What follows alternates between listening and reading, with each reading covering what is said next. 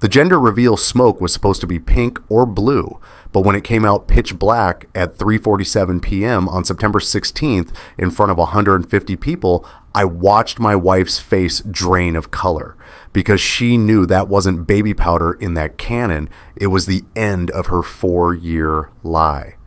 If you've got some time and maybe something to drink, settle in. Because what I'm about to tell you is the kind of story that sounds too insane to be real, but I've got the receipts, the DNA test, and the therapy bills to prove every word of it. So here's the thing people keep asking me. Why did I wait 2 months after discovering the truth to blow up my entire life at a gender reveal party?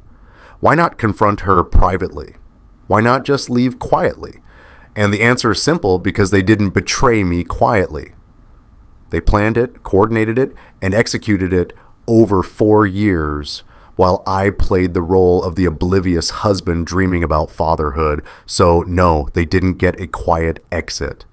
This is the story of how my wife got pregnant with her ex-boyfriend's baby, tried to pass it off as mine, and how I turned what was supposed to be the happiest day of our lives into the day everyone learned the truth. It's about betrayal, revenge, and the question I still ask myself, did I go too far?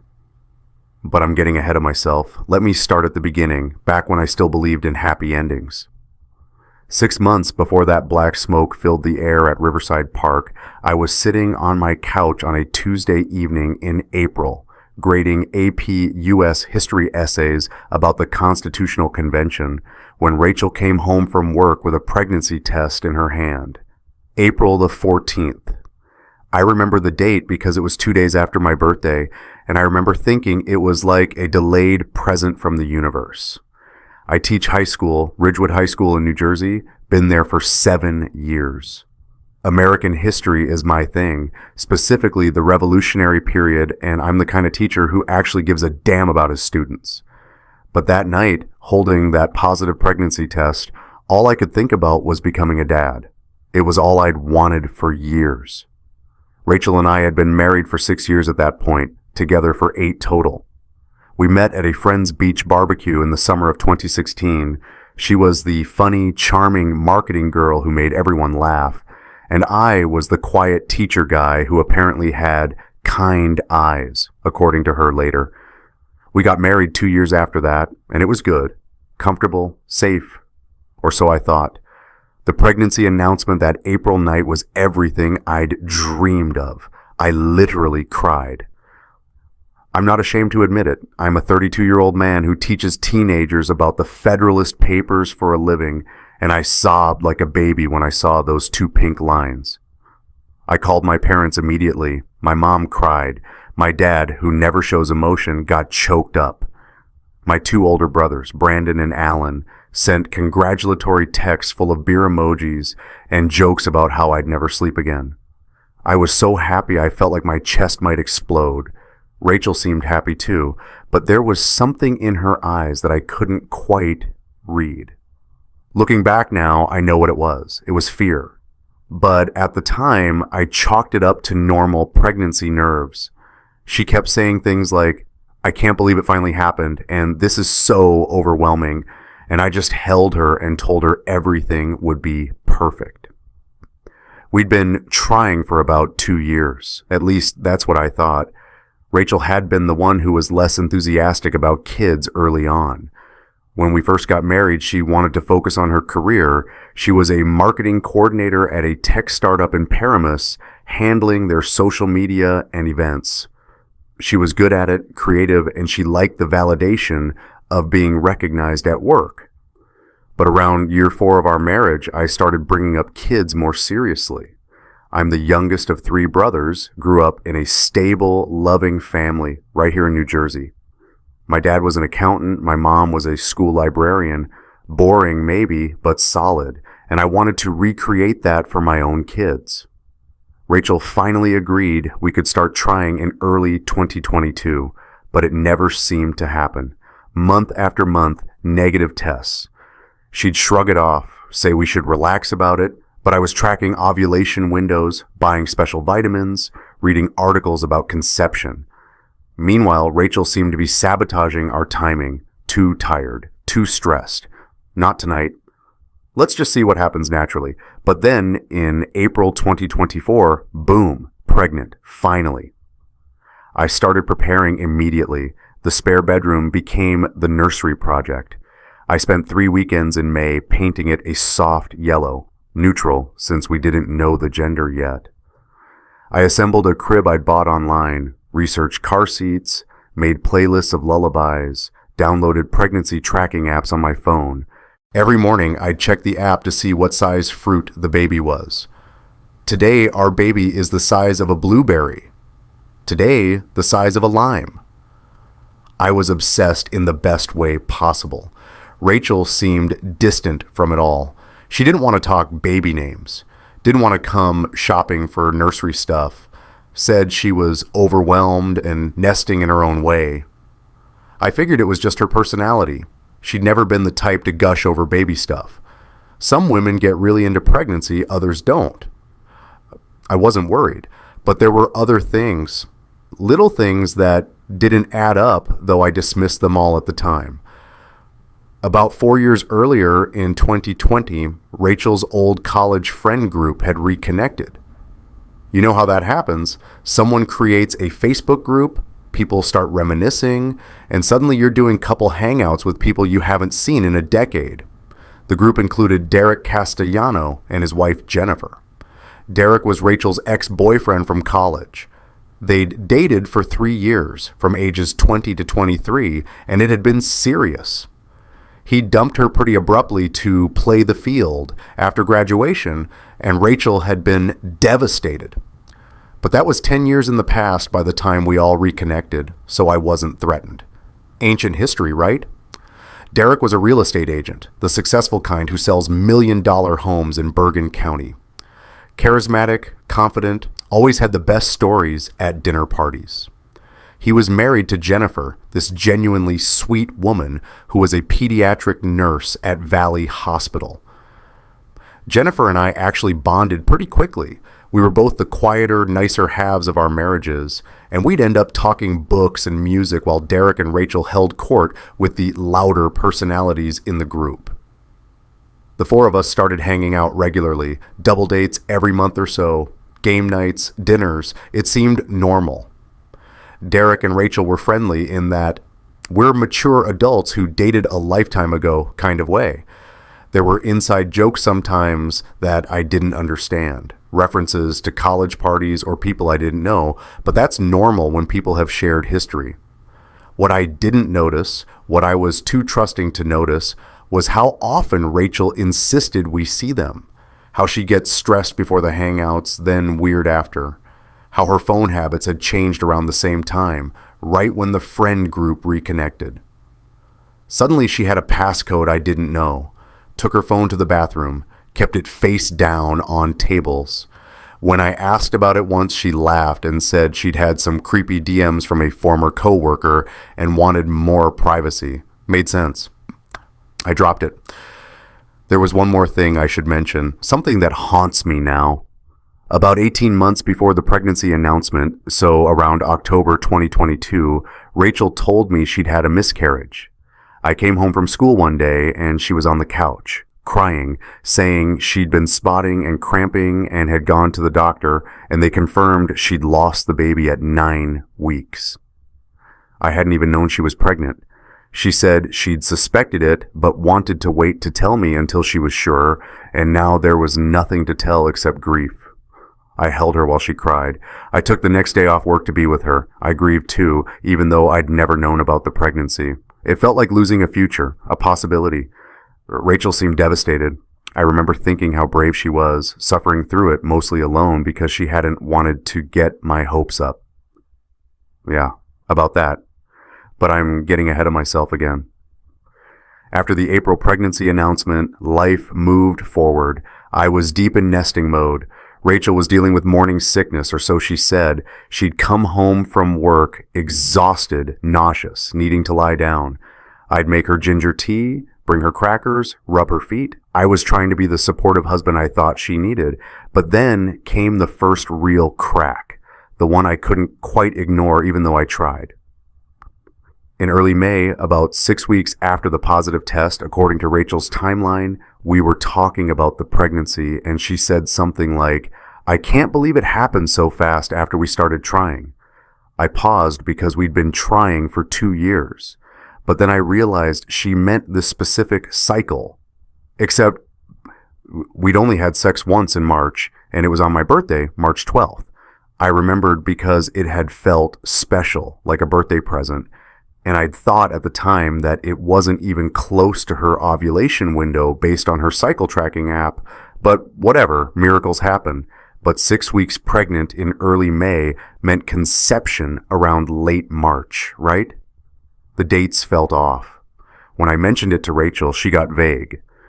"Oh, the doctors use weird calculations. They count from your last period, not from conception. It's confusing." She had this way of making me feel stupid for asking questions, like I was overthinking simple things. So I let it go. At a family dinner in May, my brother Alan, who's the analytical type, works in IT, mentioned offhand that dating ultrasounds in the first trimester are actually super accurate within just a few days. Rachel shot him a look I couldn't quite interpret. I filed it away in the back of my mind with all the other little weird things that didn't quite add up. I should have trusted my instincts right then, but I was too happy, too hopeful, too desperate to believe that everything was finally perfect. That instinct, that tiny voice saying something doesn't add up, I buried it. That was my first mistake, but it wouldn't be my last. By late May, I couldn't ignore the feeling anymore. Something was wrong. I didn't know what, but my gut was screaming at me that Rachel was hiding something. And then came the moment that changed everything. It was a Thursday afternoon, May 23rd. I had a half day at school, teacher planning period that got canceled, so I came home around 1 p.m. instead of my usual 4. I walked into our house in Ridgewood, this little colonial we'd bought 3 years earlier, and I could hear Rachel's voice coming from the bedroom. The door was closed. Her tone was low, intimate, the kind of voice you use when you're talking to someone you love. Not the voice she used with her girlfriends. Not the voice she used with her mom. I stood in the hallway like a creep, listening. I caught fragments. Ugh. Can't wait until we don't have to hide anymore. A pause. Then, soft and clear. Yes, I love you too. Another pause. After the baby comes, everything will be different. I promise.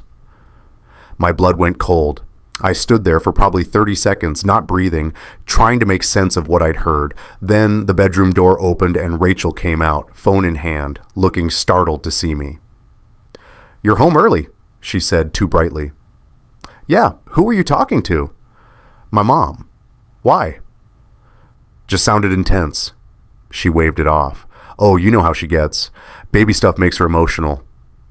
I nodded, but after she went to take a shower, I checked our phone bill online. We had a shared account, itemized calls. There was no call to her mother's number at that time, but there was a call to a number not saved in her contacts. 43 minutes long. That's when I became someone I didn't recognize. Someone who snoops. Over the next 2 weeks, I tried to get into her phone, but the passcode had changed again and I couldn't guess it. I checked her laptop. She'd been using incognito mode exclusively. I looked at our shared cloud storage. Everything looked normal. But then I noticed she had a separate iCloud account I didn't know about. I couldn't access it. I felt disgusted with myself. What kind of husband spies on his pregnant wife? But I couldn't stop, because my gut, which had been screaming at me for weeks, was now absolutely certain something was very, very wrong. The breaking point came on June 3rd. Rachel had her first OB appointment, the big one, the 12-week ultrasound where you hear the heartbeat and get pictures. I was so excited to go. I'd taken the afternoon off work, was ready to be there to see our baby on the screen for the first time, but Rachel didn't want me there. "It's just routine," she said. "Really boring. You'd be missing work for nothing." "But it's the first ultrasound. I want to be there." "Christopher, I'll be in a waiting room for an hour, then they'll do a quick scan and that's it. Let's save your personal days for when I'm further along and the appointments are more exciting. It felt wrong. Every article I'd read, every pregnancy forum I'd lurked on emphasized that the 12-week ultrasound was a big moment for couples. But Rachel insisted she went alone. She came back with an ultrasound photo, black and white, that classic fuzzy image of a tiny bean-shaped baby. Dated 12 weeks, 3 days, June 3rd, 2024. I stared at that date. 12 weeks back from June 3rd was mid-March, but Rachel had told me she was about 6 weeks along when she told me in mid-April. The math didn't work. The ultrasound says 12 weeks, I said carefully, but you told me in April you were just a few weeks along. Rachel barely looked up from her phone. Yeah, dates are just estimates. They go by your last period, which can be off. Don't worry about it. But I did worry about it, because that night I went down a Google rabbit hole. Dating ultrasounds in the first trimester are accurate to within 3 to 5 days. They're the gold standard for establishing due dates. If the ultrasound said 12 weeks, then conception was around mid-March. But we'd only had sex once in March on the 12th, and according to Rachel's period tracking app that I'd helped her set up months ago, she hadn't ovulated until the 18th. Something was very, very wrong. That weekend, we had a barbecue at Derek and Jennifer's house. It was a friend group thing. About 8 couples, grilling burgers, playing cornhole in the backyard, drinking beer. Well, everyone except Rachel and Jennifer. Rachel because she was pregnant. Jennifer because they'd been trying to get pregnant for years and it hadn't happened. I watched Rachel and Derek that day, really watched them, and I saw things I'd missed before or dismissed as nothing. The way Derek refilled Rachel's water glass without her asking, like he knew her habits. The way Rachel laughed at his jokes with a familiarity that felt practiced, rehearsed. The way they stood just a little too close when they talked, then overcorrected and stood too far apart. And Jennifer. God, Jennifer was so sweet, so genuine. At one point she mentioned, kind of sadly, that she and Derek were still trying for a baby, and Derek quickly changed the subject. Rachel looked uncomfortable, and I felt this horrible, creeping suspicion crawl up my spine. What if Rachel's baby wasn't mine? What if it was Derek's? The thought was so insane that I almost laughed it off. But once it was in my head, I couldn't get it out. That night I couldn't sleep. I lay next to Rachel watching her breathe, and I thought about timelines. I thought about her work conference in February. I thought about how she'd been distant for years, then suddenly enthusiastic about trying for a baby around February and March. I thought about Derek and his wife's fertility struggles. I thought about how obsessed Rachel was with seeing them, with keeping them in our lives. On Monday, June 10th, I did something I never thought I'd do. I met with a private investigator. My best friend, Kevin, who's a financial advisor, had suggested it. I'd broken down and told him everything. The overheard phone call, the weird ultrasound dates, my gut feeling. Kevin didn't tell me I was crazy. He said, get proof. One way or another, you need to know. The PI's name was Robert Jennings. Former cop, early 50s, the kind of guy who's seen it all and isn't impressed by much. We met at a diner in Hackensack. I told him everything. He took notes without judgment, then asked, do you really want to know? Because once you know, you can't unknow it. I hired him anyway. It felt like crossing a line, like admitting my marriage might be over, but I had to know. A week later, Jennings called me. He had photos, June 17th. I met him in the same diner. He slid a manila envelope across the table. Inside were photos from a week of surveillance. June 10th, Rachel meeting Derek at a Starbucks in Montclair during her supposed lunch break. They were holding hands. June 11th, Derek touching Rachel's stomach while they stood in the Starbucks parking lot. June 12th, them kissing. June 14th, Rachel's car parked in Derek's driveway for 6 hours while Jennifer was at work. I stared at those photos until they blurred. I felt my entire world tilt, then collapse. Jennings said something, I don't remember what. Something about getting more evidence, about divorce lawyers, about options. I nodded, paid him, left. I sat in my car in that diner parking lot for 2 hours. I didn't cry. I didn't scream. I just stared at the steering wheel and felt everything I thought I knew dissolve. But I didn't confront Rachel. Not yet. Because if she could lie about this, I needed to know everything. And the worst thought, the one I'd been avoiding, kept hammering in my brain. What if the baby wasn't even mine? I needed to know for certain, and I needed a plan. I called my brother Alan. He's the tech guy, the one who can make computers do anything. I told him I needed to access Rachel's cloud backup, her messages, everything. He didn't ask why, he just said, come over tonight. Alan lived 20 minutes away in Montclair. That night, after Rachel went to bed early claiming exhaustion, I drove to his place with our old iPad, the one we'd both used before getting new ones, the one that had been sitting in a drawer for a year. Alan booted it up. Rachel's iCloud account was still logged in on it. She'd never logged out. We found everything. 4 years of messages, starting from August 2020, right when the friend groups reconnected. Flirty at first, then romantic, then explicit. Plans to see each other, hotel reservations, photos, not pornographic, but intimate, them in bed together, him kissing her neck, her laughing in a way I hadn't seen in years. But the worst part, the part that made me actually get up and vomit in Alan's bathroom, was the messages from January and February 2024. Derek, Jennifer's latest fertility treatment failed. The doctor says it's probably not going to happen for us. Rachel, I'm so sorry, babe. I know how much you want to be a dad. Derek, I can't keep doing this, watching her take hormones, going through procedures, getting our hopes up for nothing. I want a kid, you know? Is that too much to ask? Rachel, what if I could give you what she can't? Derek, what are you saying? Rachel, I'm saying Chris has been begging me for a baby for 2 years. If I got pregnant, no one would question whose it was. We could make this work. Eventually, I'd leave him, we'd get together, and you'd be in the baby's life as my boyfriend, then stepdad. We could raise it together. Derek, that's insane. Rachel, it's perfect. Think about it. And then later messages in February.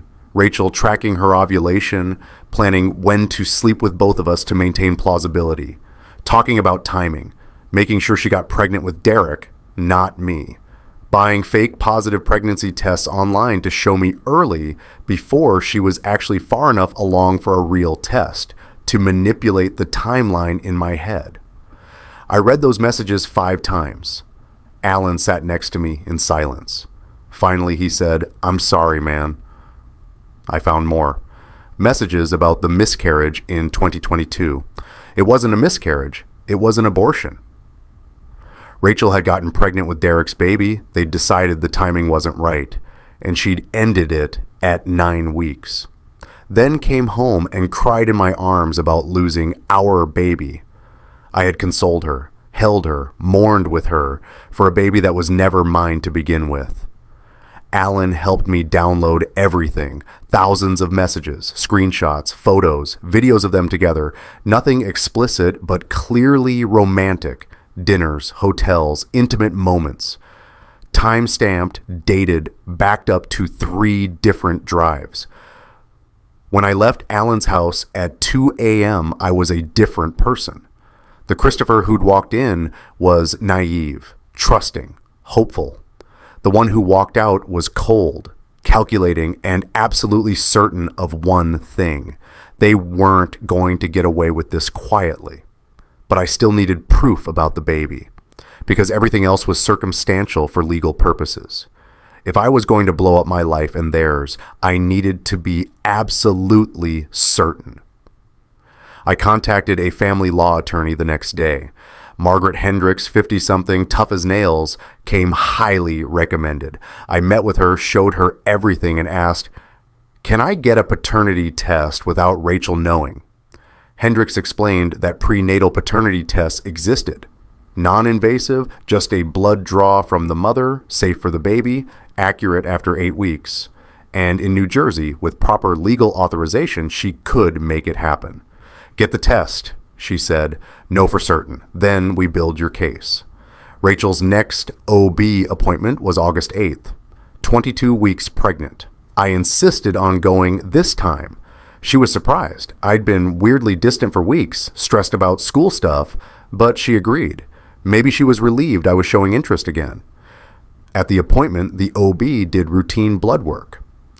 What Rachel didn't know was that I'd prearranged with a lab tech, a contact of Hendricks, to split the sample. One for standard prenatal screening, one for paternity testing. Rachel never knew. The results took 10 business days, longest 10 days of my life. I went through the motions, taught summer school session, graded papers, came home and pretended everything was normal. Rachel commented that I seemed stressed. I blamed it on work. August 18th. Hendricks emailed me an encrypted file. I opened it in my car during lunch break, sitting in the Ridgewood High School parking lot where I'd parked 1,000 times before. Result, 0% probability of paternity. The alleged father is excluded as the biological father of the tested child. I stared at that document. 0%. Not mine. Not my baby. Not my son or daughter. Nothing. I felt validated and destroyed at the same time. I'd been right, which meant everything was worse than I'd imagined. I called Hendricks. What now? Now, she said. You tell me when you want to move. And I knew exactly when. Rachel had been planning a big gender reveal party for weeks. September 16th, Riverside Park Pavilion. She'd invited everyone, both families, all our friends, her co-workers, some of my teacher colleagues, 150 people. She'd rented a space, hired a photographer, ordered catering. Derek and Jennifer would be there. Of course they would.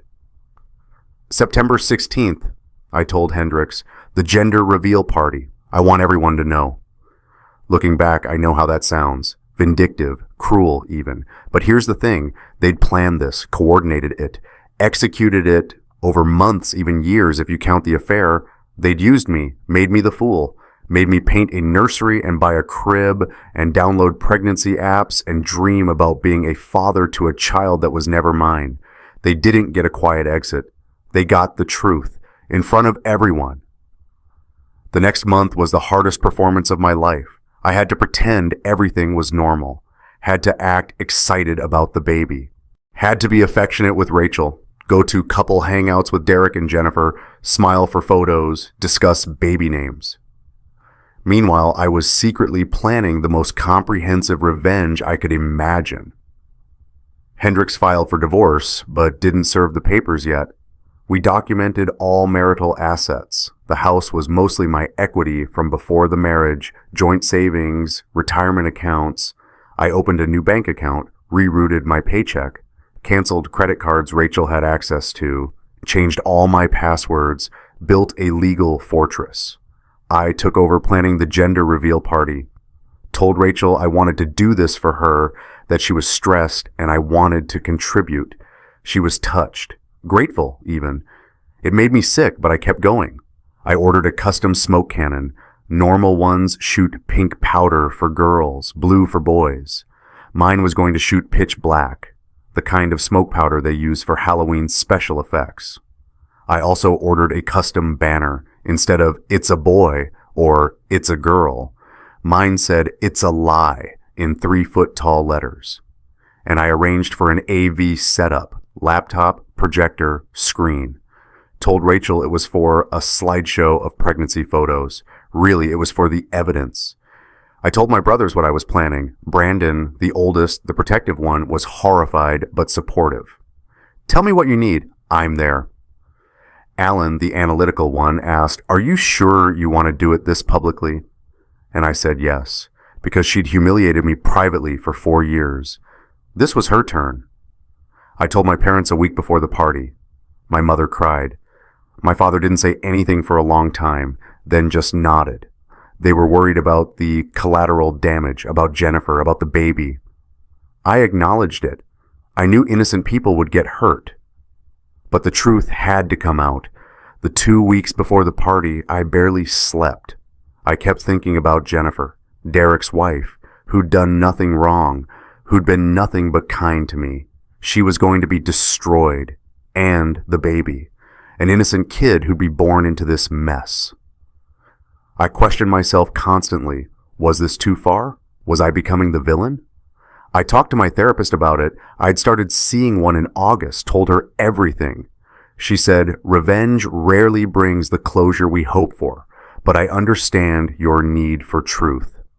Then she asked, can you live with the consequences? I said yes. But honestly, I wasn't sure. September 15th, the night before. Rachel was excited, talking about how perfect the party would be, how she couldn't wait to find out if we were having a boy or girl. I looked at her and felt nothing but cold certainty. Tomorrow, I thought, everything burns. I didn't sleep that night. I reviewed the plan over and over, checked the laptop, the files, the smoke cannon I'd tested in secret, packed a bag to leave immediately after. I'd be staying with Brandon, couldn't stay in the house anymore. I thought about the central realization that had been circling in my mind for weeks. A life built on lies has no foundation. Our marriage, our future, the family we were supposed to become, all of it was built on deception. And tomorrow, I was going to burn it all down. September 16th arrived with perfect blue skies, the kind of day where nothing bad is supposed to happen. We got to Riverside Park at 2 p.m. The pavilion looked beautiful. Rachel had good taste, I'll give her that. Yellow and white decorations, tables with food, a dessert bar, lawn games for kids. The photographer was already there, snapping photos of the setup. Guests started arriving. My parents, my brothers and their wives. Rachel's mom, her dad and stepmom. Friends from high school, from college, from work. Derek and Jennifer showed up at 2:30. Jennifer brought a handmade baby blanket. She'd knitted it herself, yellow and white, with little ducks on it.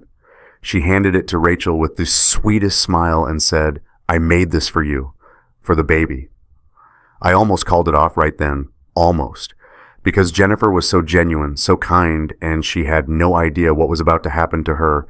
But then I saw Derek, confident, smiling, playing the supportive family friend role, touching Rachel's shoulder, making jokes, acting like he had every right to be there celebrating a baby he'd helped create while lying to everyone, including his own wife. And I thought, no, they don't get to walk away from this. For the next hour and a half, I played my part, greeted guests, thanked people for coming, stood next to Rachel with my arm around her while the photographer took pictures, answered questions about how it felt to almost be a dad. Every time someone asked, I said, surreal, life-changing, which was true, just not in the way they thought. My brothers were positioned strategically. Brandon near the exit, Alan near the AV setup. My attorney Hendricks showed up at 3:15, dressed casually, blending in with the crowd.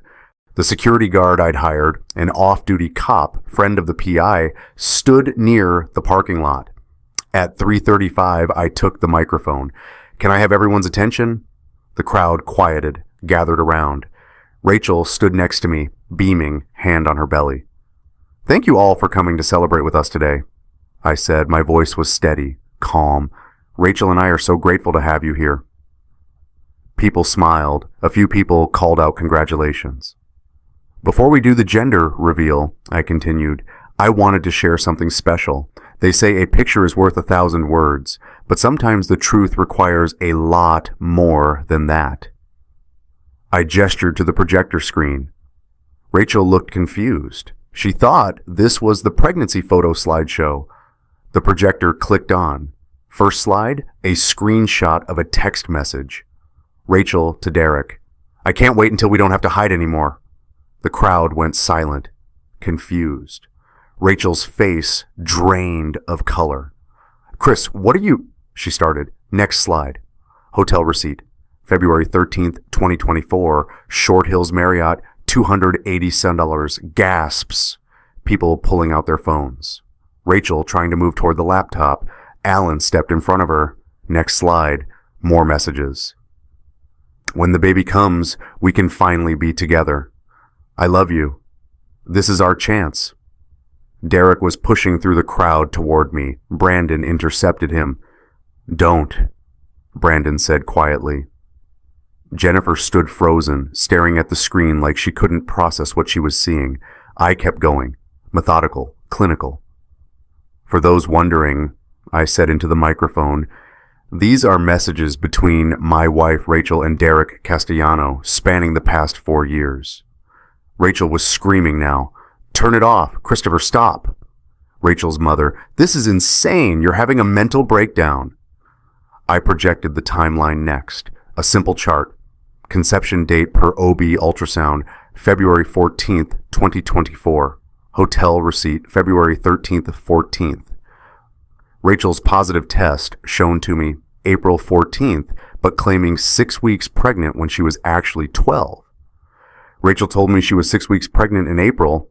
I said, she was actually 12 weeks. Why lie about the dates? Because the real conception date was Valentine's Day weekend at a hotel with Derek. The crowd was chaos now. Some people leaving, some recording on their phones, some just standing there in shock. But I wasn't done. And here's the most important part. I projected the paternity test results, big letters across the screen. Result, 0% probability of paternity. Complete silence for maybe 3 seconds. Then everything exploded. Rachel collapsed into a chair, hyperventilating. Jennifer made a sound, not quite a scream, not quite a sob, something in between. Derek tried to leave. Brandon and the security guard stopped him. Rachel's mother screamed at me. You did a paternity test without her consent? I used her standard OB blood draw, I said calmly. Completely legal with proper authorization. The baby isn't mine. It's Derek's. People were pulling out their phones, some filming, some texting, some just staring. But wait, I said, and I could hear the edge in my own voice now, the anger I'd been suppressing for months. We still haven't done the gender reveal. I walked to the smoke cannon sitting on the table. Rachel was sobbing, trying to stand, saying, Don't! Please, don't! Everyone wanted to know. I said, Is it a boy or a girl?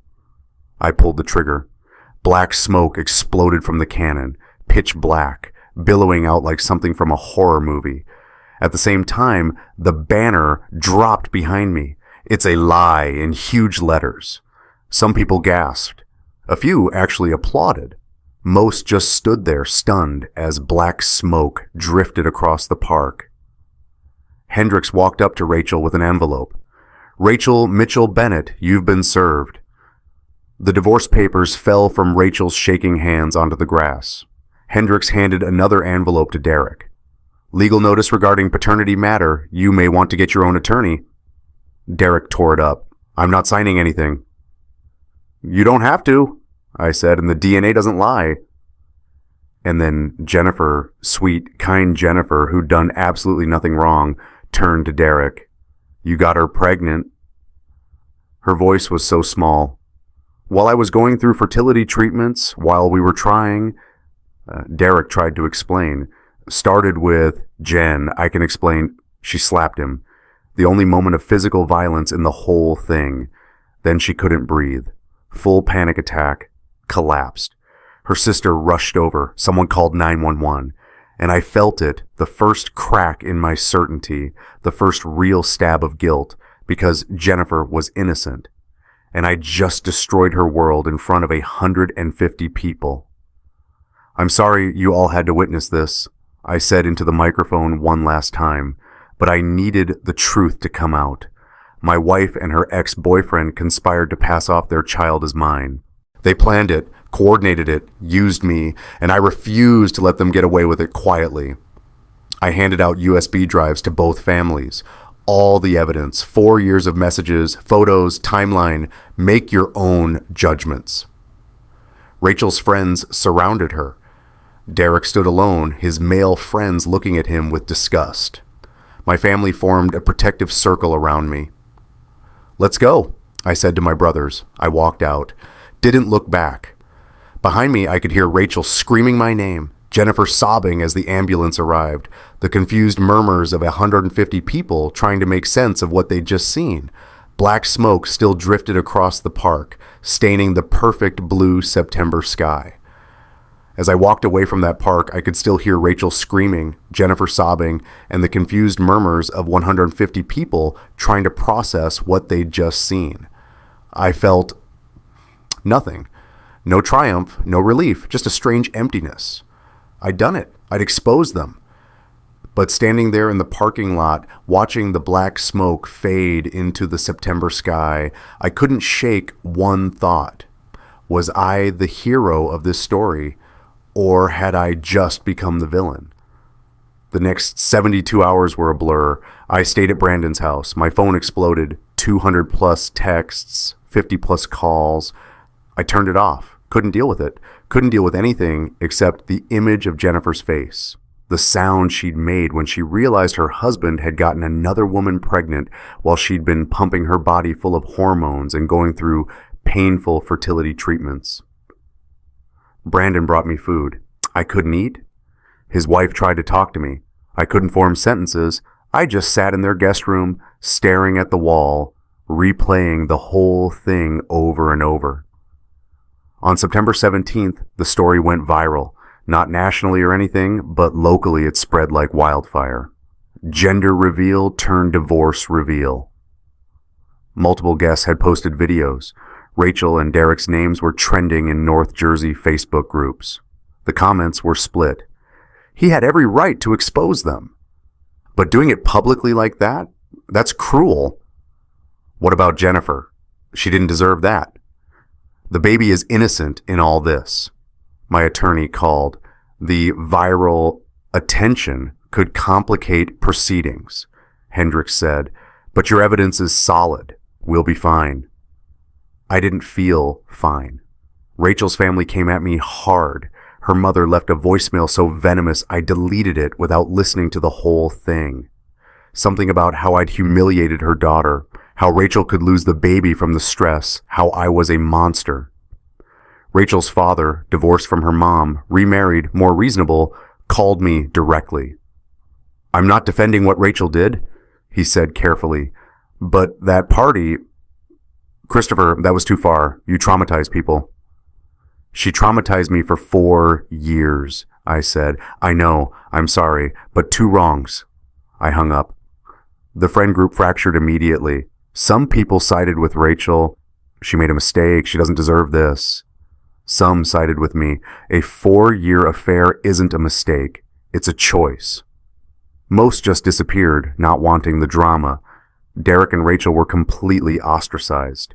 But I lost friends too. People who thought what I did was vindictive, cruel, too much? Fine. I didn't need them anyway. 3 days after the party, I got news that made my stomach drop. Jennifer had been hospitalized.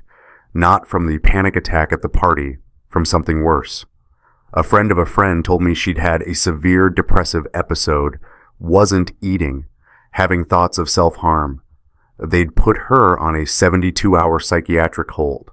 I sat with that information for hours, days. I couldn't escape it. I did that. I destroyed an innocent woman's mental health because I wanted revenge on her husband.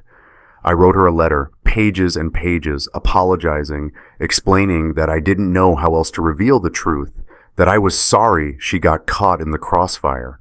I never sent it. What would be the point? My attorney advised against any contact anyway.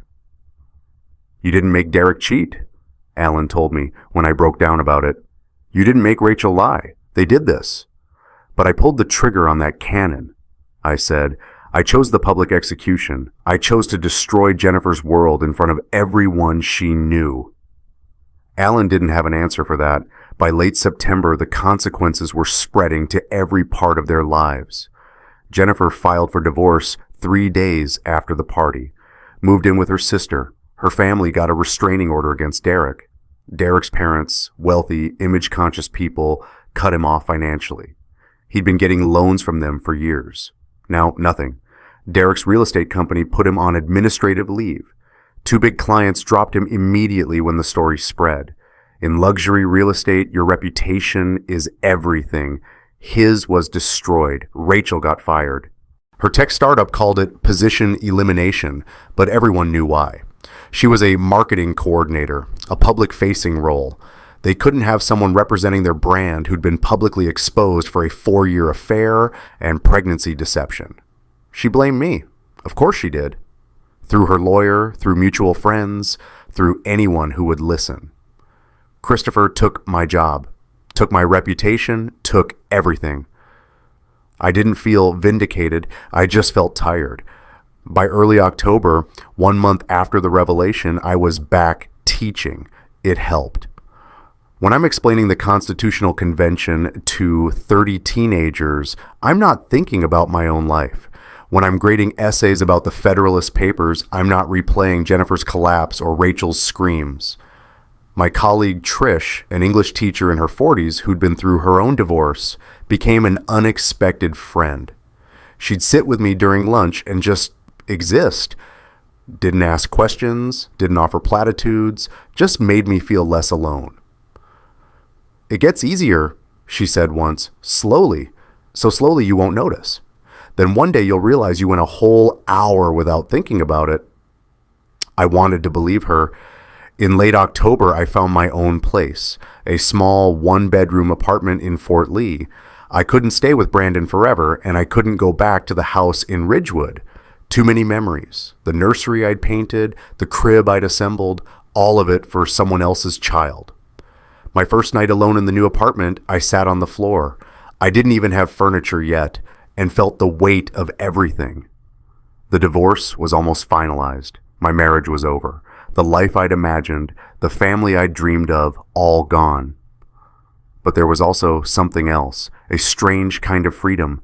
Like I'd been living in a prison I didn't know existed, and now I was out. The air felt different, cleaner somehow. The divorce moved quickly.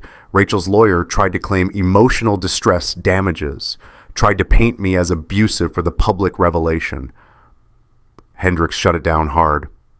"Your client committed adultery and pregnancy fraud. We have 4 years of documented evidence. Would you like the judge to see all of it?" They backed off. Rachel wanted spousal support. Hendricks argued against it based on the adultery fault clause. The judge sided with us. No alimony, clean split of assets. I kept most of the house equity since I'd bought it before the marriage. The divorce was finalized in early December. 6 years of marriage, over, just like that. Rachel sent me texts occasionally, venomous ones, how I'd ruined her life, how the baby deserved better, how everyone thought I was a monster. I blocked her number, then in mid-November, something happened I didn't expect. I got an email from Jennifer. Subject line: "I don't know if you'll read this." I almost deleted it, but I couldn't. The email was brief. She wrote that she was out of the hospital in intensive therapy, living with her sister, divorcing Derek. She wanted me to know that she didn't blame me for what happened. "I blame Derek," she wrote, "and Rachel. You gave me the truth, even though it was brutal. I needed to know. I deserve to know. Thank you. I hope you find peace. You deserve it." I read that email 5 times, then I cried. Really cried. For the first time since everything happened. Not for my marriage, not for the life I'd lost, but for Jennifer, and for the small gift of her forgiveness, even though I wasn't sure I deserved it. My therapist told me not to respond. "Let her heal on her own path," she said, so I didn't reply. But I kept that email. The therapy sessions were helping, slowly. We worked through trust issues, anger, grief. Grief for the marriage, yes, but also for the dream of fatherhood, for my faith in people, for the version of myself that used to believe in happy endings. "Will I ever trust anyone again?" I asked one session. "Not the same way," my therapist said, "but different isn't bad. You'll trust more carefully, more intentionally." I wasn't sure I'd ever want to try again. By December, I was building a life. Small, quiet, but mine. I started running again, something I'd done in college but stopped during the marriage. I joined a book club full of older women who didn't know my story and didn't ask. I went to a therapy group for people who'd been betrayed by spouses. Hearing other people's stories helped, made me feel less alone, less crazy. The holidays were hard. First Christmas alone. My family tried to include me, but I left early. Too many questions, too much pity. On New Year's Eve, I stayed home, watched TV, fell asleep by 10:30. I woke up on January 1st and thought, okay, new year, new start. Mid-December, I learned through a mutual acquaintance that Rachel had the baby, a boy, 7 pounds, 3 ounces, healthy. She'd named him something generic. The acquaintance didn't remember what, and I didn't ask. Derek had reportedly visited the hospital but didn't stay. Rachel was living with her mother, raising the baby alone. I felt a complicated mix of emotions, sadness for the child, relief it wasn't my burden, a strange sense of closure. That could have been my son, I thought, in another life, another truth. But I was glad it wasn't, because I wanted kids someday. Just not like this, not built on lies. In January, I went to a teaching conference in Newark, grabbed coffee at the hotel Starbucks. A woman around my age struck up conversation. She taught English at a different high school. We talked about teaching, books, the usual stuff, nothing heavy. She laughed at one of my jokes, and I realized I'd forgotten what this felt like. Talking to someone new, no history, no baggage. We exchanged numbers, professionally at first. I didn't call for 2 weeks. Fear, hesitation, all of it. But finally I texted, "Coffee again sometime?" She responded, "I'd like that." We met up. It was easy, light. I didn't mention the divorce. She didn't ask. At the end, she said, "This was nice. Let's do it again." Walking to my car, I thought, maybe I'm not broken forever. Maybe there's life after this. By January, I'd been divorced for 6 weeks, living alone for 3 months, and genuinely okay for maybe 10 days total. Progress isn't linear, my therapist kept saying. Some days I woke up angry, some days sad, some days I just existed. But that coffee date in Newark, sitting across from someone who didn't know my story, didn't pity me, didn't judge me, that was the first time I thought, maybe there's life after this. Not the life I planned, but a life. And maybe that's enough. Now it's March. 15 months since Rachel told me she was pregnant. 15 months since I believed in happy endings. I'm still teaching. Still in therapy, though monthly now instead of weekly. Still single. The coffee date woman and I decided to just be friends, which was mutual and fine. I'm not looking for anything serious. Maybe I won't be for a while, and that's okay. I heard through the grapevine that Rachel's still with her mother, working some remote admin job for half the pay she used to make. Derek lost his real estate position entirely, working for a smaller firm now. His reputation in the luxury market is gone. They see each other occasionally, but from what I've heard, Derek's commitment to actual fatherhood is about what you'd expect, sporadic at best. Jennifer moved to Pennsylvania to be closer to her family, left nursing temporarily to focus on healing, started a support group for women whose partners cheated during fertility struggles. A mutual friend told me she's doing surprisingly well, all things considered. She sent me one more message through that friend. "Tell him thank you again. I'm glad I know the truth." I think about that a lot, about truth versus comfort, about whether the pain of knowing is better than the peace of ignorance. I've been thinking about something my therapist said last month. We were talking about the phrase that kept running through my head during all of it. A life built on lies has no foundation. She asked me what I was building now. I didn't have an answer then, but I do now. I'm building something small, something honest. A life where I teach kids about history, run in the mornings, read books that have nothing to do with betrayal or revenge, have coffee with friends who don't need the whole story. A life where I'm not performing happiness or playing a role or pretending everything's perfect. It's not the life I imagined when I was painting that nursery yellow. It's not the life I dreamed about when I saw those 2 pink lines on a pregnancy test. but it's mine, and it's real. And for the first time in years, that feels like enough. People still ask me if I regret it. The public revelation, the gender reveal, the black smoke and the banner and the paternity test projected for everyone to see. Honest answer? I regret Jennifer got hurt. I regret that baby will grow up in a complicated situation. I regret the collateral damage. Those things keep me up at night sometimes, but do I regret exposing them? No.